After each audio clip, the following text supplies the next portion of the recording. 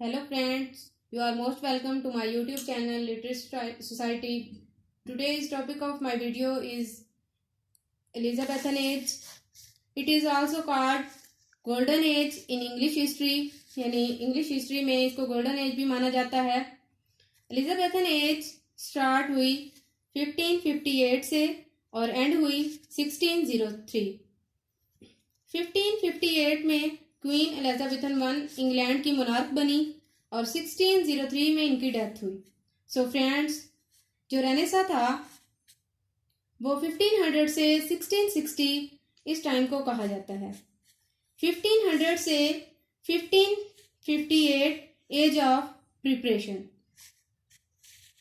इस पीरियड को as of preparation कहा जाता है क्योंकि इसमें रेनेसा ने अपने बीज बो दिए थे। Renaissance had sown its seeds। 1558 से 1603 इज कॉल्ड एलिजाबेथन एज। जबकि इस पीरियड में रेनेसा फुल ब्लूम में था, यानी वो फुल अपनी चरम सीमा पे था। इस पीरियड में शेक्सपियर के हमें बड़े ड्रामास देखने को मिलते हैं, तो इसी वजह से इस पीरियड को यानी एलिजाबेथन एज पीरियड को हम शेक्सपियरियन एज भी कह सकते हैं या एज ऑफ शेक्सपियर भी कहते हैं। इस एज में पोइट्री, म्यूजिक एंड लिटरेचर पूरे तरीके से फ्लरिश कर रही थी। And this period was the period of internal peace. और जिस पीरियड में पीस होगा वहां पे डेवलपमेंट जरूर होगी, तभी इस पीरियड को गोल्डन एज कहा गया है क्योंकि इसमें इंटरनल पीस थी और हर तरफ डेवलपमेंट हुई। सो फ्रेंड्स, अब हम देखते हैं कि इंटरनल पीस कैसे थी। एलिजाबेथन एज को रिलीजियस टॉलरेंस पीरियड भी कहा जाता है या फिर रिलीजियस पीस भी हम कह सकते हैं, क्योंकि जैसे आपको पता है कि ट्यूडर डायनेस्टी स्टार्ट हुई थी हेनरी द एट और एंड हुई थी एलिजाबेथन वन में। हेनरी द एट पहले कैथोलिक थे और बाद में प्रोटेस्टेंट बन गए। पहले वो कैथोलिक थे, बाद में कैथोलिक थे, बहुत ही स्ट्रॉन्ग कैथोलिक थे, क्योंकि उनको परमिशन नहीं मिली थी अपनी वाइफ से डिवोर्स लेने की, यानी चर्च वालों ने उनको डिवोर्स लेने की परमिशन नहीं दी थी, तो वो प्रोटेस्टेंट बन गए, यानी हेड ऑफ चर्च बन गए। सो इस तरह वो कैथोलिक से प्रोटेस्टेंट की तरफ कन्वर्ट हुए। देन उनके सन एडवर्ड सिक्स वो मोनार्क बने जो कि ट्रू प्रोटेस्टेंट थे, वेरी स्ट्रॉन्ग प्रोटेस्टेंट थे, और वो इतना स्ट्रॉन्ग प्रोटेस्टेंट थे कि उन्होंने जगह जगह कैथोलिक चर्च को क्लोज कर दिया। No one was allowed to enter in the Catholic church. इसके बाद जैन आई जो कि 9 दिन के लिए मोनार्क बनी, तो उसको हम डिस्कस नहीं करेंगे। इसके बाद देन केम मैरी। मैरी वो थी जो ट्रू कैथोलिक थी। वो इतनी स्ट्रॉन्ग थी कि उसने प्रोटेस्टेंट को बहुत ज़्यादा नुकसान पहुंचाया। उसने प्रोटेस्टेंट को किल भी किया, तो प्रोटेस्टेंट ने मैरी को ब्लडी मैरी भी कहा because she was anti Protestant.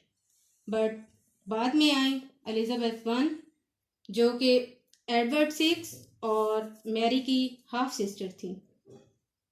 तो एलिजाबेथ वन जो है वो फर्स्ट आई जो कि ट्रू प्रोटेस्टेंट थी, बट उसने कैथोलिक को परेशान नहीं किया।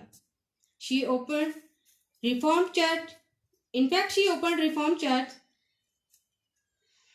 और उसके अलावा उन्होंने एंग्लिकन चर्च ओपन किया जिसमें कैथोलिक्स और प्रोटेस्टेंट इक्वली आते थे। मतलब प्रोटेस्टेंट होते हुए भी उन्होंने कैथोलिक्स में ज़्यादा इंटरफेयर नहीं किया। So there was peace between Catholics and Protestant during this age. So this period is called religious tolerance. इस पीरियड को हम रिलीजियस टॉलरेंस का पीरियड कह सकते हैं। इसी पीरियड में पॉलिटिकल वो भी पीस में ही था। There is no dispute between monarchy and parliament. Monarch was the supreme power, क्योंकि मोनार्क जो थे वो सुप्रीम पावर थे। वो सबको अपने अपने रूल बताते थे, सबको अपनी अपनी पावर के बारे में बताते थे। मोनार्क जो थी वो सुप्रीम पावर थी, उसको पार्लियामेंट से कोई भी मशवरा लेने की जरूरत नहीं होती थी। जब उनको अपनी अपनी पावर के बारे में पता था तो बस उनके दरमियान कोई डिस्प्यूट नहीं था। जैसे कि हम इससे आगे वाली एज में आएंगे तो हम ये मज़ीद डिस्कस करेंगे। कुछ एज मैं आपके साथ यहाँ पे डिस्कस कर देती हूँ। कैरोलिन एज, कॉमनवेल्थ एज, इसमें ख़ास तौर पे बहुत ज़्यादा कैरोलिन एज डिस्प्यूट था। मुनार्क और पार्लियामेंट के दरमियान इतना डिस्प्यूट था कि पार्लियामेंट ने ओवरथ्रो कर दिया और इसको एग्जीक्यूट कर दिया था। ऐसा इधर कुछ भी नहीं था, दोनों को अपनी अपनी पावर्स पता थी, दोनों को पीसफुली को एग्जिस्ट कर रहे थे। तो नेक्स्ट हमारे पास है then rise of English naval power. उस वक्त जो स्पेन था वो कैथोलिक कंट्री था और जो स्पेन था उसमें कहा जाता था sun never sets in Spain, क्योंकि वो ग्रेटेस्ट पावर था। नेक्स्ट हमारे पास टॉपिक है Spanish armada 1588। Fleet of 130 ship, यानी 130 शिप का पूरा ग्रुप आया जो इंग्लैंड की तरफ बढ़ रहा था। Move to England to overthrow Queen Elizabeth one, और उसने एलिजाबेथ वन जो प्रोटेस्टेंटिज्म इंग्लैंड में शुरू किया था, प्रोटेस्टेंट पावर जो उसने शुरू की थी, उसको भी ओवरथ्रो करने के लिए वो आए थे। बट इंग्लिश नेवल पावर इतनी स्ट्रॉन्ग नहीं थी, फिर भी इंग्लिश पावर ने अपनी गन से स्पेनिश आर्मडा को डैमेज कर दिया और वो स्पेनिश आर्मडा बिल्कुल डिफीट हो गई। और उसमें सर फ्रांसिस ड्रेक जो थे वो सेकंड कमांडर थे। स्पेनिश आर्मडा को डिफीट करने के बाद जो इंग्लिश थी वो ग्रेटेस्ट इन नावल पावर बन गई, जो पहले स्पेन थी, और वो इस ग्रेटेस्ट पावर से हट गए और इंग्लिश ही ग्रेटेस्ट नावल पावर में इमर्ज हो गई।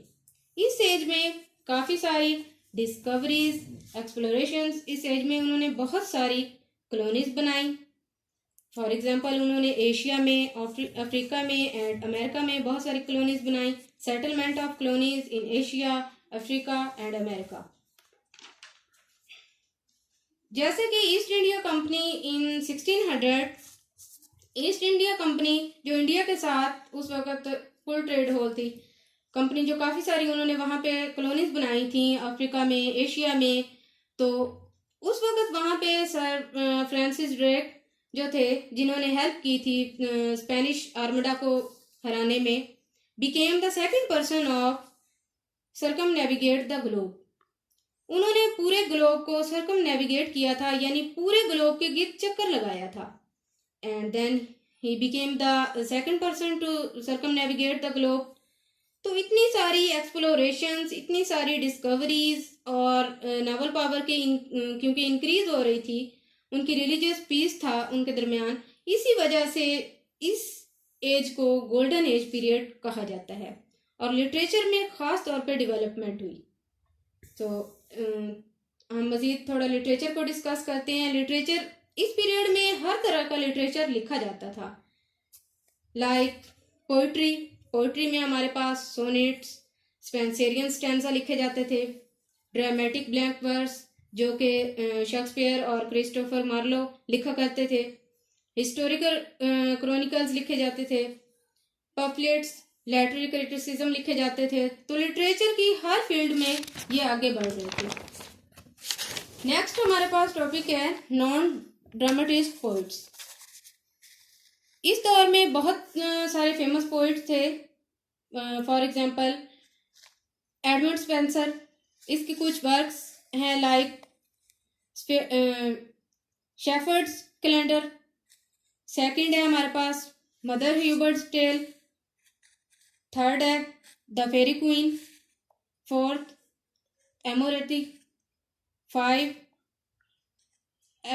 एपिथेलमियन। 6 Colin Clout come home again.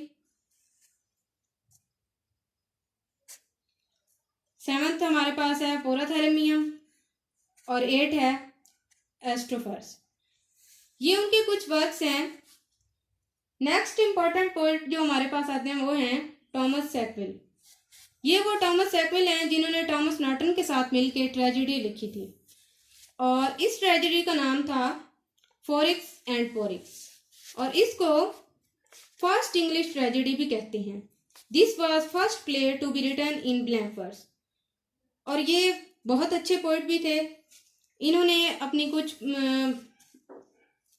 Poem जो लिखी उनमें first the mirror of magistrates, induction, complaint of Henry, Duke of Buckingham poem, ये 3 इनकी बहुत ही फेमस पोइम थी।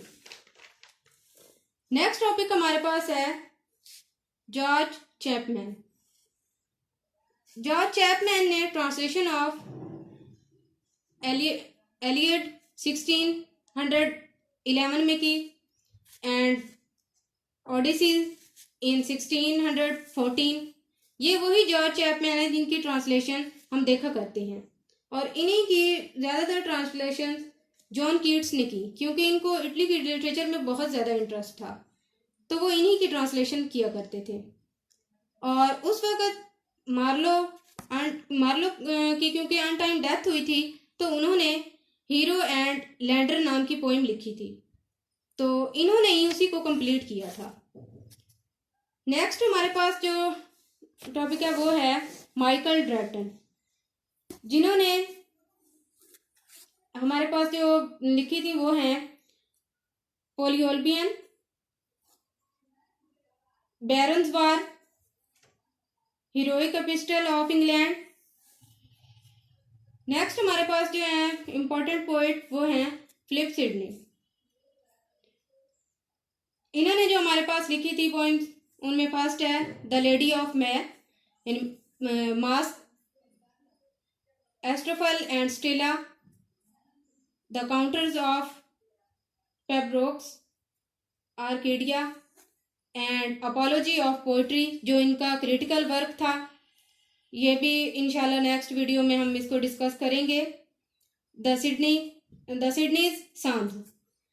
सो गाइस, अब यहाँ पे क्वेश्चन हो सकता है why Elizabethan age called golden as.